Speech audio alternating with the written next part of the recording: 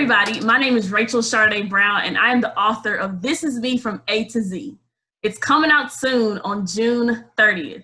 Now today I have my friend Jason. I'm gonna try his last name, y'all. Okay, give me some grace. Okay, I'm gonna have to read it at that. It is Gnasigamany. Yep. Did I get it right? Yeah. I'm sure it doesn't sound that way because I put all them syllables in there. But I'm here with my homeboy, Jason. Jason, I'm going to let you introduce your own self because you know how to say your own last name, and I apologize. No, you did good. It's my name is Jason Gnasigamany, and yeah. All right, so Jason, let's just get started. We're going to jump right in there. My book highlights many different ethnicities, and I did that on purpose because I know as minorities of people of color, we're not always represented. And that's not just Black people, like we know that. So I wanted to talk to you because you're about to be a father, which is awesome. Congratulations on that. Thank you. And I want to just get your perspective of you growing up in America as a person of color. So off the jump, let's start with like, what is your ethnicity? What do you identify as? What do people see you as? Stuff like that. Yeah. So I'm Indian, but I was born in Malaysia. My parents were born in Malaysia, and Malaysia itself has three large populations. It's a large Chinese population, a large South Indian population, and then the native Malay That makes population. sense. And so my parents were born there. I think it was my grandparents' generation that they migrated down there. But I'm Indian, so You're Indian. I got you. Okay, so when did you move over here? Because clearly you're not in Malaysia now. So when did you guys move here? Yeah, my dad got a job transfer in around December of '99 / January of 2000. So sometime around the end of 1999 and the early 2000. Gotcha. So I was around 7 or 8 at the time. Wow. So you were like just starting like first grade, second grade. Yeah, second grade. In the middle of like a school year. Mm-hmm. Wow. So was that hard as far as like or did you know English or? Yeah. Okay. Family spoke English pretty well. We spoke English at home a lot. Oh. English and Tamil. So Tamil is the South Indian language. So those are the two languages that we just kind of interchangeably spoke at home. And then, so thankfully the language barrier wasn't an issue for me because that's a big transition for a lot of people. And so for me and my siblings, no issues with the language. We kind of had a weird thing where we didn't even have an issue with the accents. Like I just like assimilated real quick and would switch my accent when I'm at school, and then I go back home and then I have a different accent with my mom speaking English. And that was a weird thing I had no explanation for, but that's cool. I mean, that helps out though. Because we have a friend who moved here from Colombia, maybe. She gonna get me because I don't know this. Or I don't know. I'm just gonna say that. And she was telling me that like she just started school, I think maybe in like third grade, and knew no English, but she didn't go to like an English as a second language class. Like her teacher taught her. So she was like, that's why I don't have an accent, because I was taught by a white woman, to be honest. So that's interesting that you didn't have any like accent or anything like that. So would you say that you faced any challenges as a kid? Because did y'all move straight to Texas?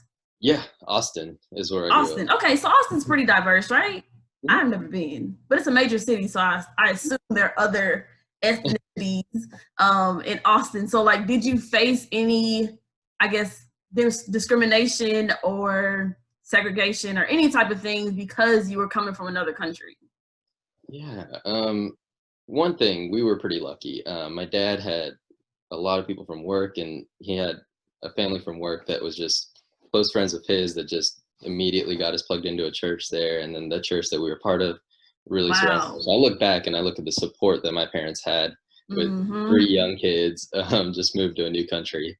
They had incredible support. So I think that was a big transition for them, or big help to the transition for them. Yeah. Me, there was no overt kind of segregation or racism, you know. Part of it, I tend to be a soft-spoken, quiet kid, and so a lot of the stuff I probably attributed in my mind to that. And so I look back and I'm like, oh, maybe it was because I was different in a different way. but Yeah. but yeah, there was some. It was a lot of just jokes of accents or Mm, stereotypes and things like that, especially in middle school. And then I started wow. pulling back a bit in high school. So Were there other Indian kids like in your school or neighborhood or? early on, not neighborhood, yes. Yeah. Okay. As far as like school goes, I was only really aware of my class. And so like I don't know, 10, 15, 20 kids that were in the class. And so especially like at a young age. So second Hmm. grade, third grade, fourth grade, not really. I was kind of the only one there. And I was new.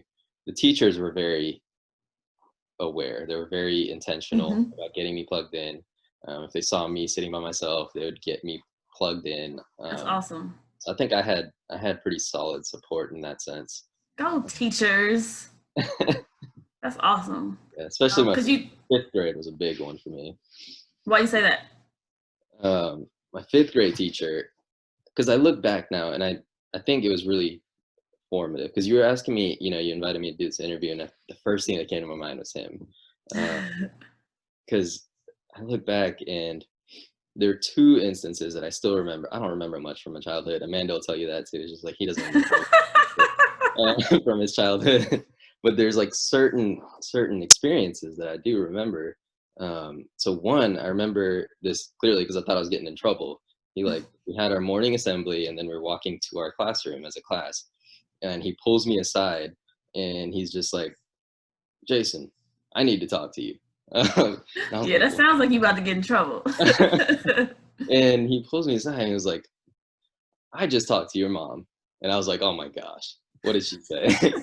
But he was saying, "You had been telling me your name wrong this whole time. You've been letting me pronounce it wrong this whole time. Why didn't you tell me Wow. the right way to pronounce it?"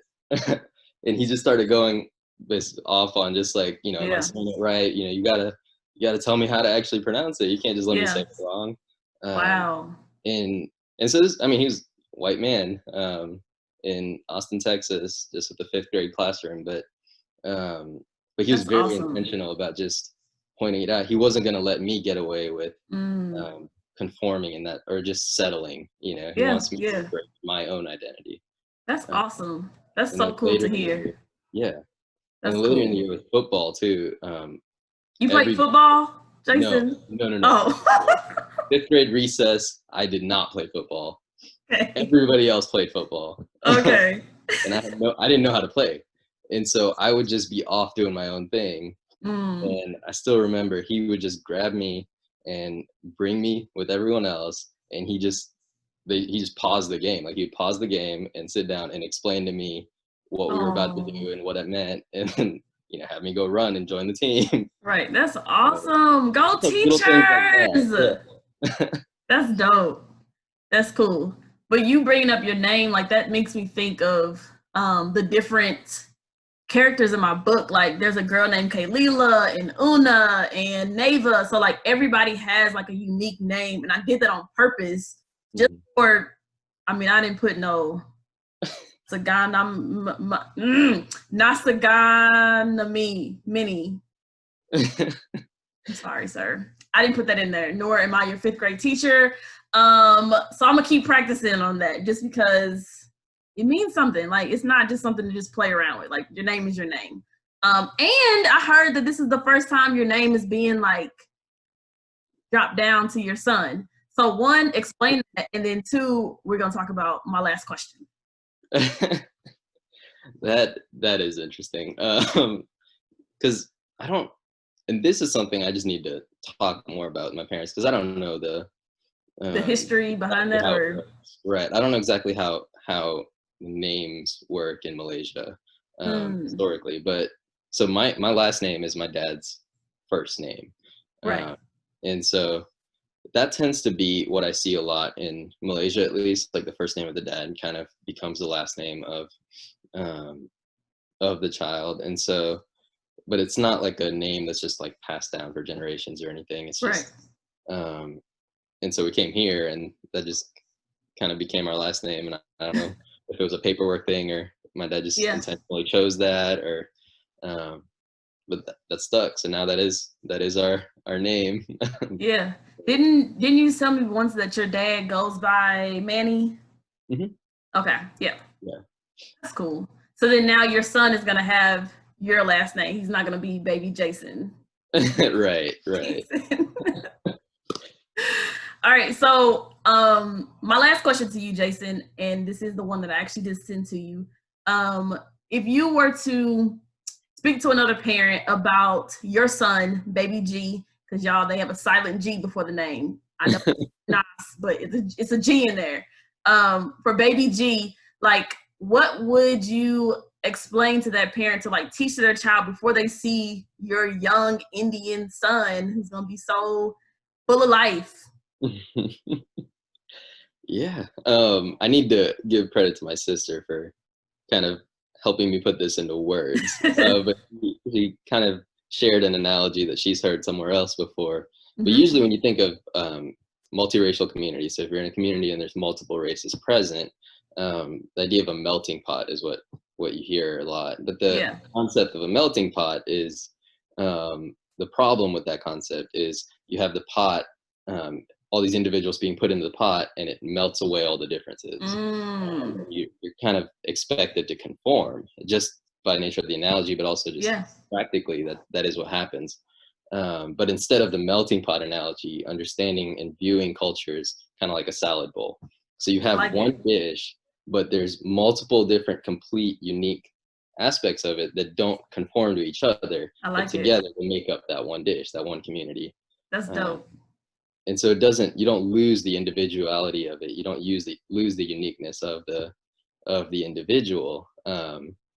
And so but it just makes me think of what my teacher did in 5th grade too, where he didn't want to let me lose that individuality and just conform to what everybody else was doing, just because it was easy. And so as a parent with our kids, we get to teach them to just press in and work a little harder to get to know someone's differences rather than take the easy way out and just do what's, normal or easy or common.